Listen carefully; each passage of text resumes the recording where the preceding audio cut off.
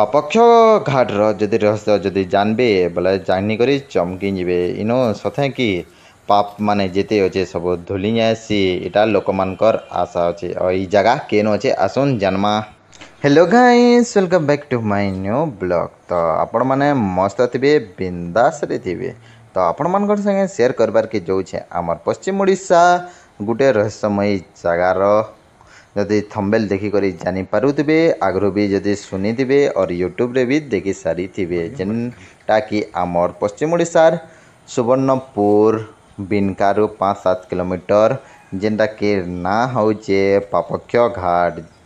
तो जदि चैनल जदि नुआ आसीछन तो बरगड़ ब्लॉगर कृष्णा के like comment share and subscribe करवार बिल्कुल ना भूलबे।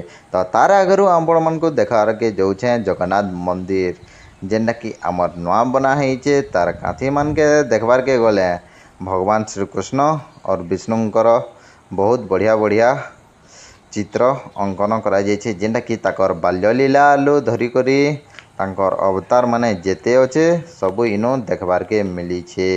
तो मंदिर भी बहुत बहुत बढ़िया डिजाइन रे भी बना है इन फोटो जदि भी उठाबार के चाहूछन तो फोटो भी उठे पारबे। तो देखुन केते बढ़िया रे कि इन डिजाइन रे बना है मंदिर टा और ऊपर रे जिते बढ़िया दिशुचे बाहर आड़ो भी सेते बढ़िया दिशुचे। तो चलुन देखी नामा बाहर आड़ो ये मंदिर टा व्यू केंदा अच्छे। तो इनो वर्षा समय आमे पलि आसीथिलु।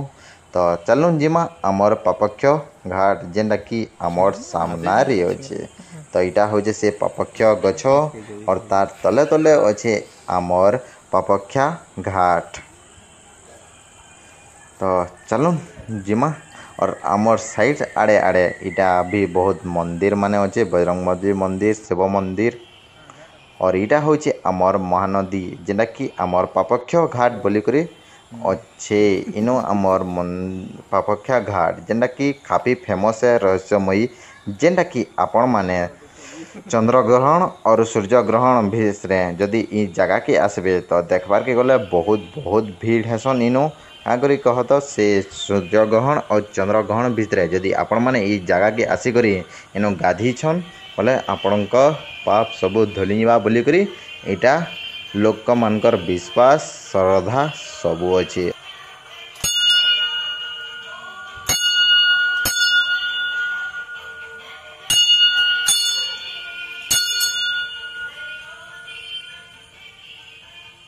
तार साइड आड़े देव के देव महादेव मंदिर अच्छे जेनटा कि आमर महानदी लागिक अच्छे। तो आउ गुटे जेनटा कि आमर वीर बजरंग बलींकर गुटे 15 फुट गुटे मूर्ति अच्छे जेनटा कि देखबार के गले बहुत बढ़िया देखा जाऊे। यदि चैनल जदि नुआ आसीछन तो चैनल के like comment share and subscribe कर।